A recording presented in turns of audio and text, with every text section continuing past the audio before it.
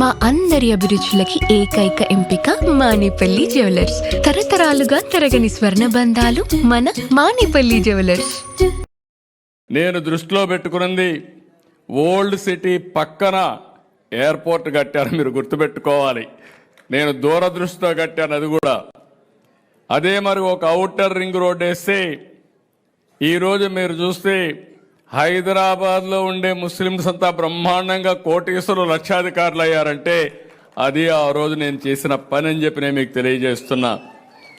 నేను ఎప్పుడూ ఒకటి చెప్పేవాడిని, హైదరాబాద్కి ఎవరు వచ్చినా నేరుగా పోయి ఓల్డ్ సిటీలో షాపింగ్ చేసే విధంగా పెరల్స్ని ప్రమోట్ చేసింది కూడా తెలుగుదేశం పార్టీ. హైదరాబాద్ బిర్యానీని కూడా ప్రమోట్ చేశాం.